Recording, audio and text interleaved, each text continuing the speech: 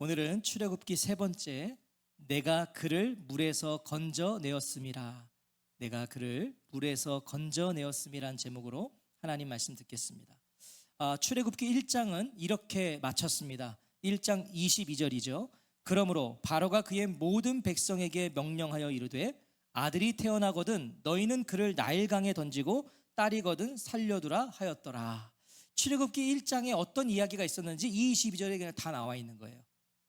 이스라엘의 자손의 번성을 막기 위한 바로의 법령이었죠. 처음에는 억압과 또 학대를 노동을 시켰어요.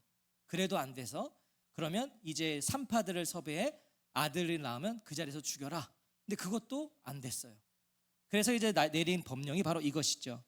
자, 그리고 이어지는 출애굽기 2장은요, 이런 흉흉한 시기에 한 가정을 소개하며 시작해요. 한 가정. 1절과 2절 제가 다시 읽겠습니다. 레위 가족 중 한 사람이 가서 레위 여자에게 장가들어 그 여자가 임신하여 아들을 낳으니 그가 잘생긴 것을 보고 석 달 동안 그를 숨겼으나. 자, 보시다시피 오늘 본문은 모세의 출생에 대한 증언입니다. 모세는 레위 가문에서 태어나요. 자, 그런데 오늘 이 1절과 2절을 보시면 이것이 그의 가정에 대한 유일한 정보예요. 레위 가문, 그리고서는 아무런 정보가 없어요. 부모의 이름조차 언급되고 있지 않죠. 이 두 사람, 이 부모의 이름은요 6장 20절에 가서야 나옵니다. 지금 2장인데요 6절에나 가서야 이 모세의 부모의 이름이 나온다고요. 거기 가서 보면 모세의 부모의 이름은 아므람과 요게벳입니다. 아므람, 요게벳. 또한 2절을 보시면요, 모세가 두 사람 사이에서 태어난 첫 번째 아들 같아요. 오늘 1절과 2절만 보면. 하지만 성경은 아므람과 요게벳에는 이미 모세보다 훨씬 연상인 누이가 하나 있었고, 또한 모세보다 3살 위인 형 아론이 있었어요. 미리암, 아론, 이렇게 둘이 있었단 말이죠. 아론이 생존에 있었어요. 모세보다 3살 많은데 아론이 지금 생존에 있었다는 걸 보아서는 아들이 태어나거든 나일강으로 던지라는 그 바로의 명령은 이 모세의 출생 직전에 내려진 것으로 볼 수 있는 거죠. 그러니까 아론이 살 수 있었던 거예요. 자, 결론적으로 1절과 2절은 뭘 말해주고 싶은 거예요? 모세는 매우 위험한 시기에 태어났다는 겁니다. 굉장히 위태로운 시기에 태어나면 아들일 경우 나일강에 던져져 죽음을 당할 수밖에 없는 그 시기에 태어났다. 자, 그런데 2절은요 바로 그 모세가 잘생겨서 모세의 부모가 그 아들을 석 달 동안 숨겼다고 말씀해요. 자, 생각해 보세요. 도대체 얼마나 잘생겨야 그 무시무시한 바로의 법령을 어기면서까지 이렇게 숨길 수 있는 용기가 생겼을까요? 도대체 어느 정도 잘생겨야 되는 거예요? 장동건 정도 돼야 되는 건가요? 옛날에 우리 어르신 배우 때는 누구예요? 누가 잘생긴 배우죠? 우리 신성일 그 정도 돼야 되나요? 그래야 이 무시무시한 바로의 법령을 어기면서까지 숨길 수 있는 걸까요? 자, 솔직히 자기 자녀 안 예쁜 사람 어디 있어요? 내 자녀는 다 이뻐요. 내 자녀는 다 잘생겼어. 아멘. 주여. 객관적이지 않은 야, 이 아멘이 지금 다 터지셨어요. 지금 평소에 웃지도 않는 분들이 막 다 웃으셨네. 제가 우리끼리 얘기지만 이게 어쩔 수 없는 거예요. 저는 우리 교회 아이들 보면은 그렇게 이뻐요. 다 어떻게 저렇게 하나같이 참 애들이 잘생겼지? 근데 죄송한 말이지만 이제 우리 옆에 이제 오잖아요. 아동세대 주중에 이렇게 월요일날. 근데 좀 안 생긴 애도 있는 거예요. 제가 이렇게 보면은 좀 안 생긴 것 같아. 이게 저도 어쩔 수 없는 거예요. 그냥 우리 애들이니까 다 이뻐 보이는 거고 그런 것 같아요. 그러니까 자기 자식은 다 이뻐요. 그러니까 무슨 말이겠어요? 단순히 모세가 잘생겨서 그를 숨겼다는 의미는 아니라는 거예요. 그런 의미가 아니라는 거죠. 이 2절에 이 잘생기는 창세기 1장에서 하나님의 그 창조 사역이 쫙 기록되어 있잖아요. 창세기 1장에 거기에서 반복되는 말씀이 있어요. 보시기에 심히 좋았더라. 바로 이 잘생김과 이 잘생기는 창세기 1장에서 좋았더라 같은 단어예요. 좋았더라. 잘생기는 창세기 1장에서의 좋았더라와 같은 단어. 그러니까 모세는 하나님이 보시기에 좋았다는 거죠. 그런 의미예요. 일단 이건 하나님이 보시기에 좋았다. 사도행전 7장 20절과 히브리서 11장 23절도 이와 똑같이 증언하고 있어요. 사도행전 7장 20절에 보니까 그때에 모세가 낳는데 하나님 보시기에 아름다운지라. 그리고 히브리서 11장 23절도 믿음으로 모세가 낳았을 때에 그 부모가 아름다운 아이임을 보고, 무엇이에요? 모세가 하나님 보시기에 아름다웠다.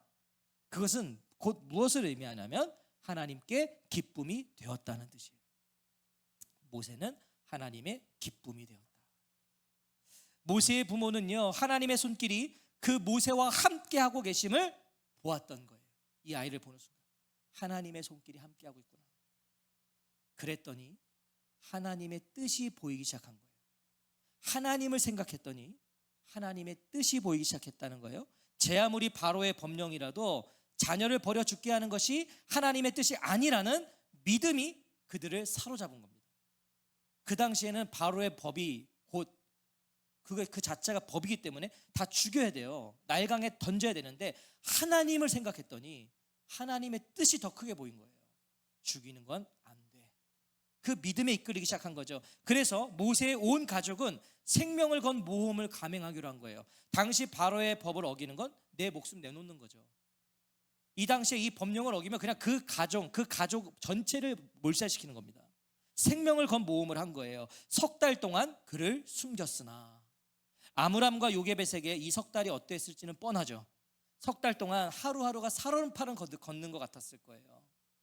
누구 하나 마음 편하게 만났겠습니까?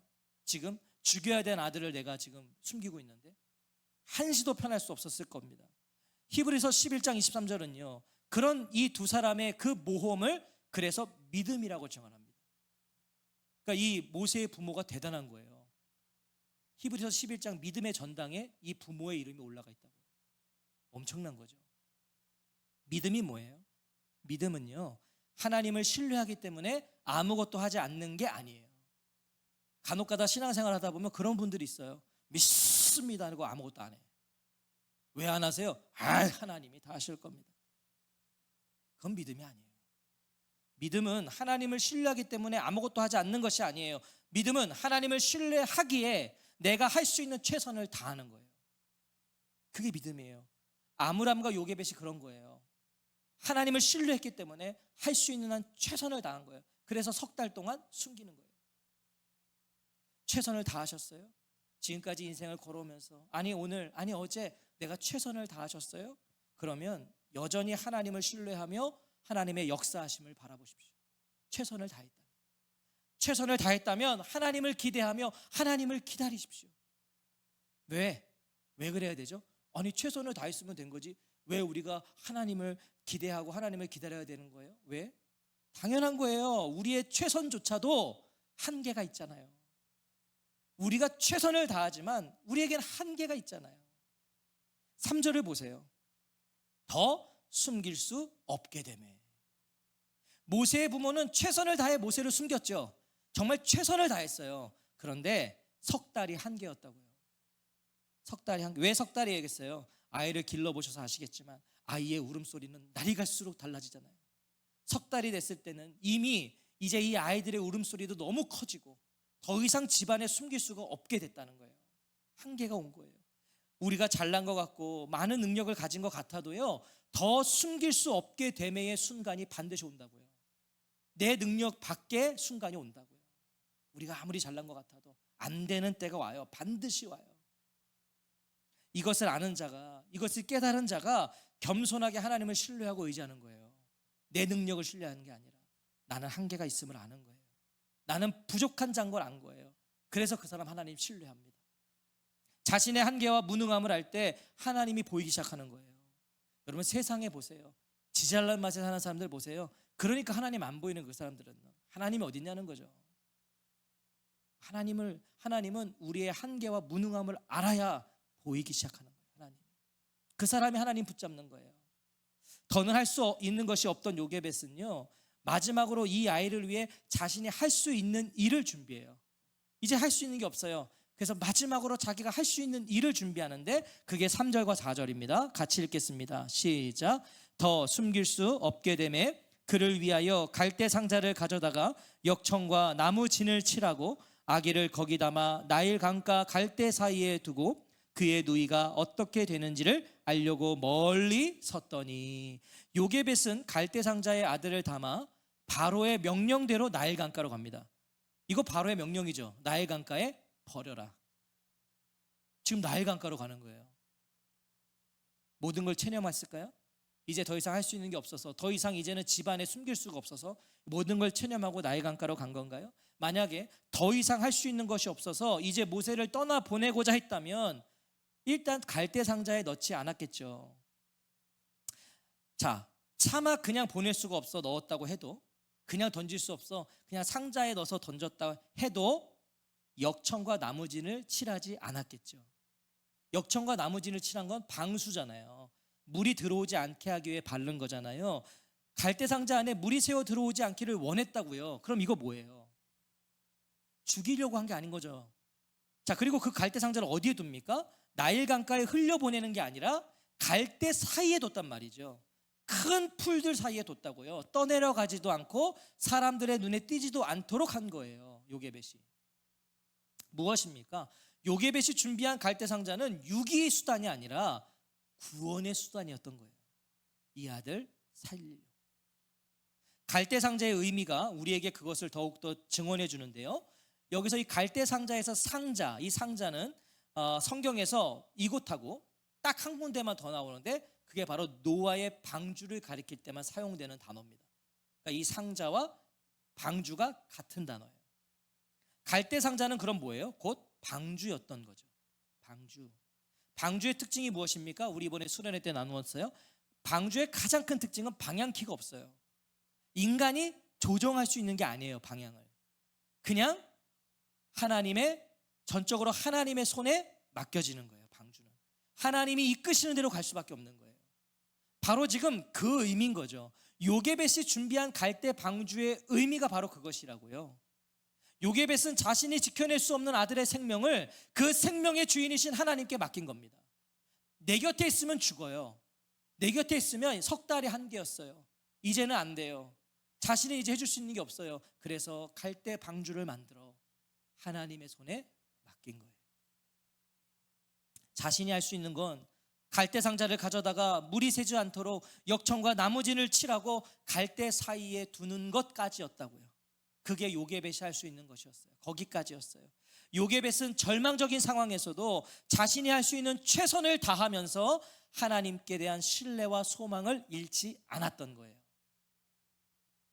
생각해 보세요. 그 갈대 상자, 그 갈대 숲 사이에 숨겨두고 나서 요게벳이 얼마나 기도를 했을까요? 하나님 부탁드립니다. 하나님, 이 아들 이제 주님께 저는 다 맡겼습니다. 제가 할 수 있는 건 여기까지입니다. 얼마나 기도를 했겠냐고요. 이것이 믿음이라는 걸 기억하세요. 내가 할 수 있는 최선을 다한 후에 하나님을 바라보는 거예요. 모세를 갈대 사이에 숨긴 요게벳은요, 황급히 그곳을 떠나요. 당연하죠. 자기가 거기에 오래 머물수록 이 아이는 노출될 수 있어요. 위험해져요. 바로 떠납니다. 자신이 머물면 그만큼 위험해져요. 하지만 요게벳은 당시 10대 중후반이었던 딸 미리암을 남겨둡니다. 멀찍이서 미리암 보고 지켜보게 해요. 하지만 이 모든 일이요, 위험 가운데 있는 모세의 안전을 보장해 주는 건 아니었죠. 갈대 상자에 넣었다고 해서, 역청을 칠해서 물이 안 들어오게 했다고 해서, 갈대숲 사이에 숨겨놨다고 해서 그게 안전한 건 아니잖아요. 이제 누구도 모세를 지켜줄 수가 없습니다. 이젠 누구도 지켜줄 수 없어요. 미리암도 그저 멀리서 지켜만 볼 뿐이지 모세에게 어떤 도움도 줄 수 없는 상황이라는 것이 지금 강조되고 있는 거예요. 이제 인간이 할 수 있는 건 없다는 거예요. 자, 그런데 바로 그때입니다. 우리 5절 같이 읽겠습니다. 시작. 바로의 딸이 목욕하러 나일강으로 내려오고 시녀들은 나일 강가를 거닐 때에 그가 갈대 사이의 상자를 보고 시녀를 보내어 가져다가. 자, 모세를 갈대 사이에 둔 지 얼마 지나지 않아서 바로의 딸이 목욕하려고 나일강에, 그것도 모세를 숨긴 갈대숲 근처에 온 것이에요. 자, 우리 성경에는 목욕하러 왔다고 돼 있어요. 목욕하러. 근데 사실은 이것은 단순히 몸을 씻기 위해 왔다는 뜻이 아닙니다. 자, 생각해 보세요. 바로의 딸이면 애굽의 공주입니다. 애굽의 공주가 목욕하려고 나일강에 가겠습니까? 목욕 준비해라 그러면 그냥 궁 안에 준비가 되는 거잖아요. 단순히 몸을 씻으러 갈 필요가 없단 말이죠. 이것은 나일강에 몸을 씻으러 왔다는 건 단순히 목욕을 위한 게 아니라 제의적인 씻음을 위해서였어요. 그러니까 종교적 행위였단 말이죠. 애굽에게 나일강은요, 신이 베풀어 주신 축복이요 가장 거룩한 장소로 여겨졌습니다. 애굽에서 나일강, 그곳에 몸을 담그는 것은요 일종의 종교적 정결 의식이었어요. 그러니까 이 바로의 딸이 그런 종교적 의식을 위해 온 거예요. 자, 무엇을 말해주는 거예요? 그 어느 때보다 엄숙했을 거고요, 아주 삼엄한 경계가 있었을 거라고요. 종교적 의식을 치러야 되기 때문에. 바로의 딸은 그 중요한 장소에서 갈대 사이에 숨겨진 상자를 보게 됩니다. 여러분, 이거 놀라운 일이에요.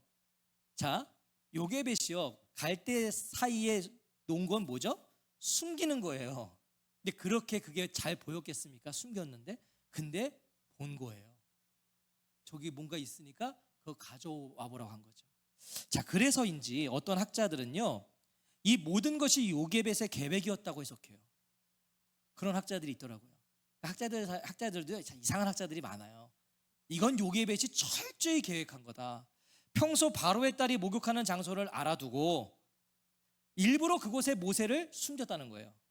근데 숨겼는데 특히 그 바로의 딸이 목욕하는 데 선 자리에서 가장 잘 보이는 곳에 숨겼다. 이렇게 해석하는 학자들이 있더라고요.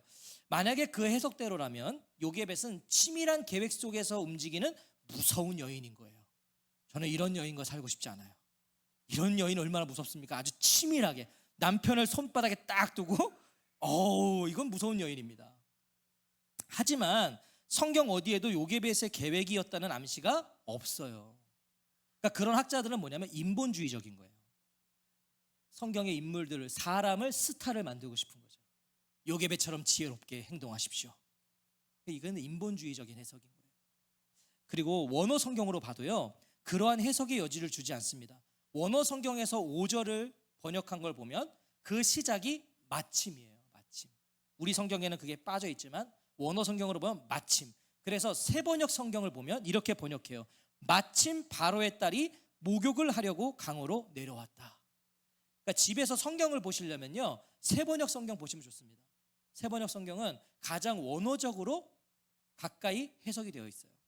마침 바로의 딸이 목욕을 하려고 강으로 내려왔다. 자, 우리는 금요일 날 룻기 강해를 통해서 이 마침이 뭘 의미하는지를 우리가 함께 나누었거든요. 마침.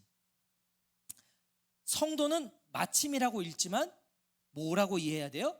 섭리로 이해해야 돼요. 성경에서의 마침은 섭리를 뜻합니다.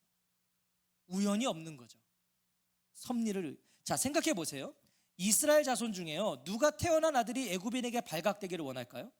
애굽인들에게 발각되는 순간 죽는 거예요. 아니, 누가 애굽인에게 발각되도록 숨겨놔요? 애굽인에게 발각되면 곧바로 죽음입니다. 그게 온 애굽에 내려진 바로의 법령이거든요. 그거 어길 자가 없어요. 애굽 땅에. 요게벳은 그걸 바라고 모세를 숨긴 게 당연히 아니죠. 이 바로의 딸이 거기서 목욕하는 걸 혹시 알아서 숨겼다 그래도 그 바로의 딸이 어떻게 반응할 줄 압니까? 보는 순간 죽이는 거 아니에요? 근데 거기다 숨겼다는 건 말이 안 되는 거죠. 요게벳은 그걸 바라고 모세를 숨긴 게 아니에요. 그것이 자신이 할 수 있는 전부였던 것 뿐이에요. 어차피 내 품에 있으면 죽어요. 그래서 그냥 할 수 있는 걸 한 거예요. 자, 그런데 요게벳이 예상하지 못한 또 하나의 일이 벌어집니다. 그가 갈대 사이의 상자를 보고 시녀를 보내어 가져다가 열고 그 아기를 보니 아기가 우는지라. 그가 그를 불쌍히 여겨 이르되 이는 히브리 사람의 아기로다. 바로의 딸이 발견할 것이라는 것도 예상하지 못했고요. 그런데 또 더 예상하지 못했던 건 그 딸이 그 갈대 상자 아기를 보면서 불쌍히 여겼다. 시녀들이 가져온 갈대 상자를 열어보니 아기가 우는 거예요. 그런데 바로의 딸이 그 아기를 불쌍히 여겨요. 심지어 그 아기가 히브리 사람의 아기인 것을 인지했으면서도 말이에요. 히브리 사람의 아기란 걸 인지했음에도 불쌍히 여겼다. 바로의 딸이 아버지의 법령을 모를 리가 없죠. 모를 리가 없어요. 그런데 히브리 사람의 아기가 우는 것을 보고 불쌍히 여겨요. 분명 바로의 딸이 나일 강가에 몸을 담그기 위해 온 것이 처음은 아니었을 겁니다. 종교적 의식을 치르는 거기 때문에 자주 왔거나 뭐 많이 왔겠죠. 지금까지 이 바로의 딸이 나일 강가에서 이 의식을 치를 때마다요, 나일강에 와 떠내려가는 수많은 히브리 남자 아이들의 시신을 봤을 겁니다. 여러분, 이거 되게 끔찍한 거죠. 당시에 나일 강가에는 히브리 남자 아이들의 시신이 떠내려갔다고요. 무수히. 이 바로의 딸은요, 봤을 거라고요, 그 시신들을. 하지만 그녀가 본 거는 다 죽어있는 아이들이었어요. 지금까지 다 죽어서 떠내려가는 아이들. 이렇게 울고 있는 아기는 처음 봤을 거예요. 처음. 바로의 딸은요, 살아있는, 그리고 자신의 품에서 울고 있는 그 아기를 보면서 생명에 대한 동정과 연민을 느끼지 않을 수 없었던 거예요. 이거 다른 거잖아요. 죽어서 떠내려가는 아이랑 내 품에 안겨서 울고 있는 아이랑 이거 감정은 달라졌을 거라고요, 분명히. 그리고 제 묵상이에요. 나일강에 왜 왔어요? 종교적 의식을 치르기 위해. 그러니까 지금 종교적인 어떤 행위를 하는 상황에서 어떤 한 갈대 상자를 발견했고 거기에서 아이가 울고 있다. 그러니까 이거는 사람의 마음이 움직일 수밖에 없는 상황이에요. 게다가 모세는 어떤 범상치 않은 아기였잖아요. 아까 우리가 잘생긴 아름다운 하나님의 특별한 어떤 손길이 닿아 있는 아이, 누가 봐도 그렇게 느껴졌던 아이. 그러니까 이 바로의 딸도 범상치 않은 아기거든요. 바로의 딸은 이런 아름다운 아기들이 자신의 아버지로 인해 죽어가고 있다는 걸 피부로 느끼게 된 거예요. 떠내려가는 거 애들 볼 때는 몰랐지만 막상 딱 안고 보니 이런 아기들이 우리 아버지 때문에 죽고 있구나, 이걸 깨닫게 된 거예요. 그런데 바로 그때 웬 소녀가 또 다가와요. 7절에 보세요. 같이 읽겠습니다. 시작. 그의 누이가 바로의 딸에게 이르되 내가 가서 당신을 위하여 히브리 여인 중에서 유모를 불러다가 이 아기에게 젖을 먹이게 하리이까. 자, 지금 바로의 딸은 마음이 몽글몽글몽글해졌어요. 근데 이때 웬 소녀 하나가 툭 튀어나와요. 그리고 이렇게 말한 거예요. 아직 10대였던 미리암에게서 어떻게 이런 기지가 나올 수 있었는지 놀라울 뿐이에요. 그 바로의 딸 앞에서, 공주 앞에서. 바로의 딸이 갈대상자의 아기를 확인했음에도 곧바로 강물에 던지지 않고 계속해서 바라보고 있었을 거 아닙니까? 그래서 용기를 얻었는지도 몰라요. 원래는 딱 보는 순간 던져야죠. 히브리 아기네 던져야죠. 근데 계속 보고 있거든요. 그래서 자신이 젖을 먹일 유모를 찾아오냐고 물어봐요, 이 미리암이. 자, 여기서 유모는 굉장히 특별한 존재입니다. 유모. 이것은 단순히 젖을 먹이는 일만이 아니라요, 이 아이에게 가정생활과 사회생활을 교육하는 존재였어요. 당시의 유모는 교육까지 시키는. 그런데 7절을 보시면 미리암이 내가 가서 당신을 위하여 히브리 여인 중에서 유모를 불러다가 라고 말해요. 당시 애굽인들은 히브리 아이에게 젖을 먹이는 걸 부정한 일이라고 여겼어요. 다른 민족이잖아요. 이거를 이 소녀가 어떻게 그걸 알았는지, 그러니까 젖을 먹일 히브리 사람을 자신이 찾아오냐고 물은 거예요. 그걸 알고서. 자, 도대체 무슨 생각이었는지 바로의 딸이 처음 보는 이 히브리 소녀의 말에 응답을 해줘요. 8절에 바로의 딸이 그에게 이르되 가라 하매 그 소녀가 가서 그 아기의 어머니를 불러오니. 놀랍지 않으세요? 모세를 떠나보낸 요게벳이 지금 다시 모세 곁으로 부름을 받아요. 떠나보냈는데 다시 부름을 받아요, 그 모세 앞에. 9절에 바로의 딸이 그에게 이르되 이 아기를 데려다가 나를 위하여 젖을 먹이라. 내가 그 삭슬 주리라. 여인이 아기를 데려다가 젖을 먹이더니. 바로의 딸은요, 요게벳을 그 자리에서 유모로 채용합니다. 이 여자가 누군지도 모르고, 이 여자가 이 아이의 엄마인지도 모르고 그냥 그 자리에서 채용해버려요. 요게벳이 누구인지 상상도 하지 못한 채 나를 위하여 젖을 먹이라고 합니다. 자, 그런데 9절을 잘 보십시오. 9절을 이 아기를 데려다가 라고 그래요. 이 아이를 데려다가. 바로의 딸은 아기를 요게벳이 집으로 데려가 키우도록 한 겁니다. 왕궁으로 들어가서 요게벳을 유모로 데리고 들어가서 왕궁에서 키운 게 아니라 데려가서 키우게 한 거예요. 데려가서. 왜 그랬을까? 첫 번째, 아버지의 명령이 신경이 쓰였겠죠. 히브리의 남자아이들은 다 죽이라는 게 아버지의 법인데 자기가 그 아이를 살려서 데려 들어가 키우는 거는 사실 쉽지 않은 거잖아요. 자, 어찌됐든 요게벳은요, 모세의 집으로 데려와 양육을 하게 됩니다. 자기 집에 데려와서, 게다가 이 엄마들이 굉장히 좋아할 대목인데요. 엄마로서 당연한 자녀 양육, 엄마가 자녀를 양육하는 건 당연하죠. 그런데 이 당연한 자녀 양육을 양육비까지 받아가면서 하게 돼요. 요게벳이 자기 아들을 키우는데 애굽 정부로부터 돈도 받아요. 너무 꿈만 같지 않으세요? 우리 엄마들 그러고 싶지 않나요? 나라에서 돈도 줘, 내 아들 키우는데. 와, 지금 그런 거예요. 꿈만 같지 않았겠냐고, 요게벳이요. 이 아이 데리고 집에 들어왔는데. 자, 10절은요 그렇게 3년의 시간이 흘렀다고 말해줘요. 그 아기가 자라매 바로의 딸들에게로 데려가니 그가 그의 아들이 되니라. 그가 그의 이름을 모세라 하여 이르되 이는 내가 그를 물에서 건져내었음이라 하였더라. 당시에는 3살 정도에서 젖을 뗐어요. 당시에는. 그러니까 모세는 젖을 먹지 않아도 될 만한 나이 3살이 된 겁니다 지금. 자, 그럼 뭐예요? 9절에 데려다가 젖을 먹이니와 10절에 그 아기가 자라매 사이에 생략된 3년이 있는 거예요. 지금 9절과 10절 사이에는 3년이라는 이제 간격이 생겨요. 자, 이 3년 동안 무슨 일이 있었을까요? 3년 동안 요게벳은 바로의 딸이 고용한 유모입니다. 유모는 아까 뭐라 그랬어요? 젖만 먹이는 게 아니라 교육을 시키는 사람이었어요. 요게벳이 3년 동안 뭘 교육했을까요? 3년 후에 이 아이는 반드시 바로의 딸에게로 가야 돼요.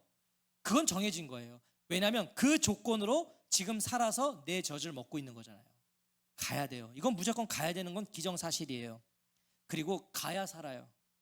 내 여기 있으면 죽어요. 바로의 왕궁으로 들어갈 바로 그 아들에게 요게벳은 이스라엘의 정체성과 여호와 신앙을 전수하지 않았겠냐고요. 그 3년 동안 넌 하나님의 사람이야. 넌 이스라엘 자손이야. 넌 하나님을 경외해야 돼. 하나님이 너를 통해 하나님의 일을 하실 거야. 3년 동안 이것을 교육하지 않았겠냐고요. 이 어린 아이가 알아듣지 못하던 요게벳은 절박한 심정으로 여호와 신앙을 가르치고 전수했을 거예요. 그런데 보세요. 11절을 보면 이 요게벳의 가르침과 전수가 헛되지 않았다는 걸 말해줘요.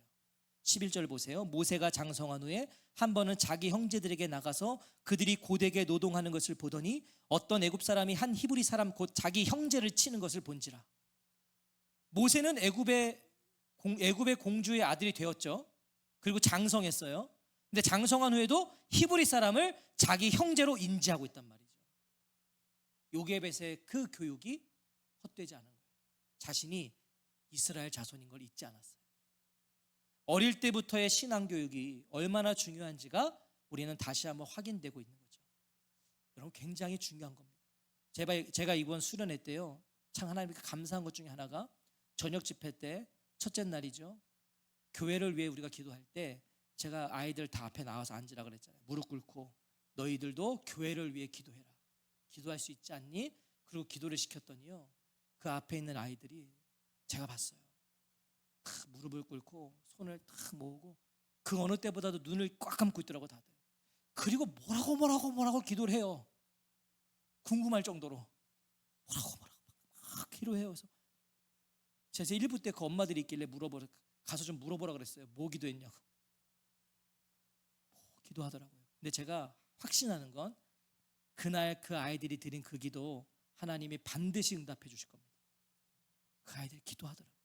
그러면서 오늘 본문을 보면서 제가 느낀 게, 그래, 우리 아이들이 집에서는 막 천방지축이고 말도 참 안 듣고 그래도 저렇게 하나님께 기도할 수 있는 아이들로만 우리가 키운다면 그게 우리가 할 일이에요. 거기까지가.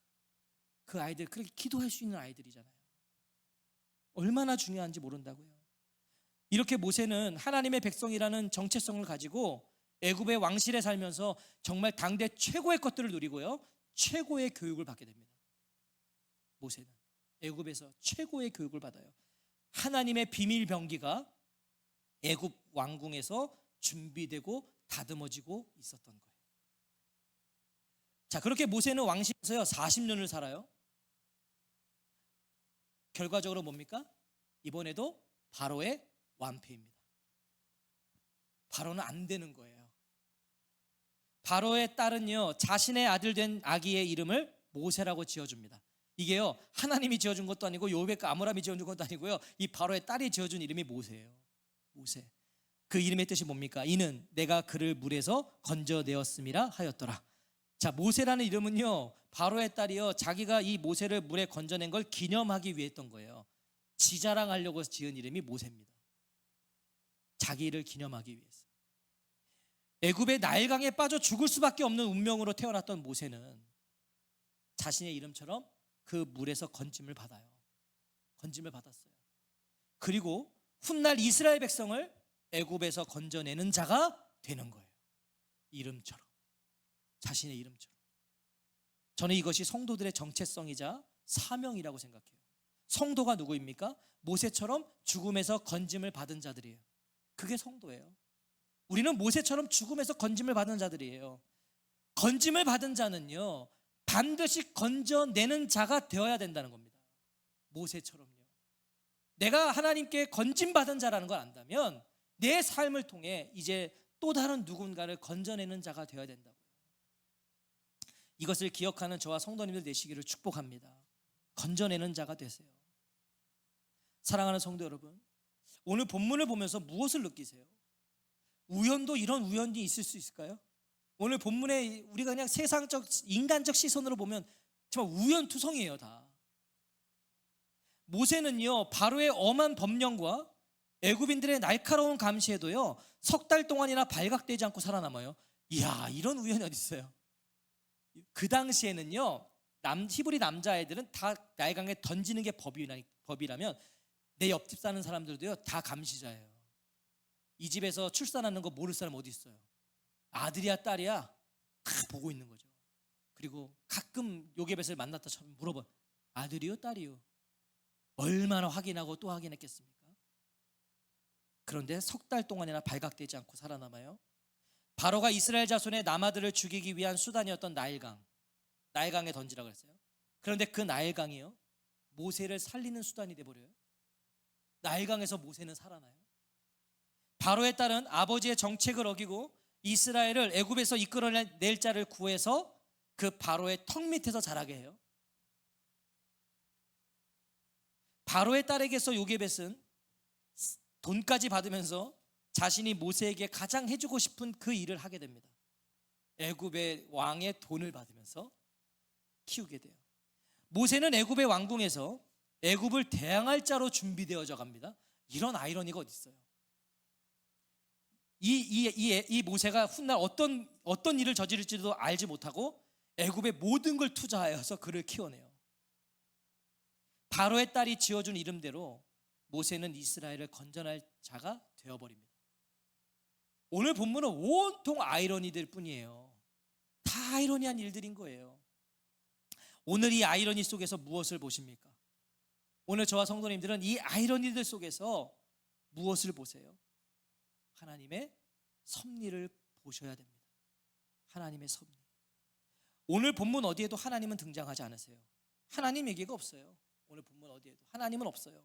그런데 1절부터 10절을 오늘 보시면 모든 등장인물들의 이름 또한 모세를 제외하고는 아무도 언급이 안 돼요. 오늘 본문에 보시면 아므람과 요게벳은 저 6장에 가야 나온다니까요. 미리암도 안 나와요. 오늘 보세요. 그냥 다 어때요? 레위 가족 중 한 사람이 가서 레위 여자에게 장가들었다. 미리암은 그냥 그의 누이라고 나오고요. 바로의 딸이라고 그래요. 누구도 이름이 안 나와요. 오늘 본문에. 다 무명이에요. 결과적으로 하나님의 역사에 쓰임받은 요게벳도 미리암도 바로의 딸도 그 이름이 소개되고 있지 않다는 거죠. 무엇일까요? 이건 분명히 의도가 있는 거죠. 동일하게 오늘 본문에서 동일하게 언급되고 있지 않으시는 한 분을 드러내고자 하는 거 아니겠어요? 그 사람 누구도 집중되지 않도록 이 여인들 모두가 하나님의 보이지 않는 손길을 가리키고 있음을 말씀하고 싶은 거 아닐까요? 이 여인들의 그 모든 행위들이, 모든 걸음들이 하나님의 보이지 않는 손길 속에 있었다는 걸 말하고 싶은 거예요. 인간의 최선이라는 한계에 갇히지 않으시고 인도하시고 역사하시는 하나님의 보이지 않는 손길을 보게 하는 거예요. 우리에게 하나님의 손길을 봐라. 하나님이 어떻게 일하시는지 봐라. 세상이 볼 때는 우연처럼 모든 것들이 그렇게 진행됐지만 아니, 거기에는 하나님의 섭리가 있었다. 이걸 말하고 싶은 거죠. 애굽의 바로는 바로 이 하나님, 이스라엘의 하나님을 자신의 계산에 넣지 못했어요. 그래서 그 하나님의 손길을 보지 못해서 그렇게 오만방자하게 살았어요. 그게 바로예요. 하나님이 지금 이 이스라엘을 번성시키고 계신 걸 모르니 오만방자하게 까불고 있어요. 하나님과 싸우고 있어요. 자기도 모르게. 그것이 그의 가장 치명적이고 가장 큰 실수고 가장 큰 실패였단 말이죠. 그런데요, 우리도 그럴 수 있어요. 우리도 하나님의 섭리와 보이지 않는 손길을 놓쳐서 바로의 자리에 놓일 수가 있단 말이에요. 바로의 자리에. 그래서는 안 됩니다. 왜요? 하나님의 보이지 않는 손길이 우리 삶에 닿아 있어요. 그게 성도들의 특권이에요. 축복이에요. 성도만이 누릴 수 있는 거예요. 하나님의 손길이, 그 보이지 않는 손길이 우리에게 닿아 있다. 하나님은 지극히 평범한 사람들의 걸음을 통해서 비범한 일들을 이루어 가세요. 저는 이 하나님이 너무 좋아요. 하나님이 특별한 사람, 특출난 사람들을 통해서 일하신다면 저 같은 사람은 기회가 없어요. 기회가 없는 거예요. 나 같은 사람은. 저는 그런 하나님 싫을 것 같아요. 그런데 성경에 보세요. 여러분, 요게벳 그냥 동네에 있는 처자입니다. 특별한 게 없어요. 힘이 없어요. 그 아이, 내 자식 내가 지키고자 했지만 석 달이 전부였어요. 그런 여인을 통해서도 하나님은 일하시는 거예요. 저는 그 하나님이 너무 좋아요. 자신의 한계와 무력함을 인정하고 최선을 다하지만 최고의 하나님을 찾는 거예요. 최선을 다하지만 최고의 하나님을 찾아요. 그리고 그 하나님을 바라보고 의지하는 사람들을 통해서 하나님은 오늘도 역사를 써가고 계십니다. 오늘도 하나님께서 우리를 통해 일하시겠다고 하세요. 우리 같은 사람들을 통해서 우리를 건져내신 것처럼 우리를 통하여 또 다른 이들을 건져내시겠다고 하십니다. 우리 같은 사람들 통해서 연약하고 부족하고 겁 많고 조급해하고 실수투성이고 고집불통인 우리를 통해서 하나님이 그렇게 일하시겠답니다. 그런 우리를 통해서도 그 일을 하시겠다고 하십니다. 부름받은 그 자리에서 하나님의 섭리의 증거가 되는 저와 성도님들 되시기를 주의 이름으로 축원합니다. 우리가 뭐라고요? 하나님의 섭리의 증거들이 되는 거예요. 우리가 걸어온 모든 길을 돌아보면 모두가 다 하나님의 섭리인 거예요. 우린 그 증거가 되는 거예요. 그러니 우리 인생 얼마나 값집니까? 살아볼 만한 인생 아닙니까? 실수투성인 우리를 통해서도 그렇게 하시겠다는데, 겁 많고 조급하고 맨날 연약하고 부족한 우리를 통해서도 그렇게 하시겠다. 그 하나님을 바라보시고 그 하나님을 찾으시고 그 하나님을 의지함으로 한 주간도 그 섭리의 증거가 되시기를 다시 한번 우리 주님의 이름으로 축복합니다. 아멘. 우리 같이 찬양하고 기도하겠습니다. 저는 오늘 이 찬양이요, 왠지 요게벳과 모세를 향한 하나님의 음성 같아요. 같이 고백합시다. 사랑하는 내 딸아, 사랑하는 내 딸아, 너의 자금도 내겐 귀하다. 너와 함께 걸어가는 모든 시간이 내게 힘이라. 사랑하는 아들아, 사랑하는 아들아, 내 연약함도 내겐 금이라. 너로 인해 잃어버린 나의 양들이 돌아오리라. 조금 느린 듯해도 기다려주겠니? 조금 더딘 듯해도 믿어줄 수 있니? 네가 가는 그 길 절대 헛되지 않으니 나와 함께 앞이 보이지 않아도 나아가 주겠니. 이해되지 않아도 살아내 주겠니. 너의 눈물의 기도 잊지 않고 있으니 나의 열심으로 이루리라. 다시 고백합시다. 사랑하는 내 딸, 너의 자금도 내겐 귀하다. 너의 자금도 내겐 귀하다. 너와 함께 걸어가는 모든 시간이 내게 힘이라. 사랑하는 아들아, 사랑하는 아들, 내 연약함도 내겐 큼이라. 내 연약함도 내겐 큼이라. 너로 인해 잃어버린 나의 양들이 돌아오리라. 조금 느린 듯해도 기다려주겠니. 조금 더딘 듯해도 믿어줄 수 있니. 네가 가는 그 길 절대 헛되지 않으니 나와 함께 가자. 앞이 보이지 않아도 나아가 주겠니. 이해되지 않아도 살아내 주겠니.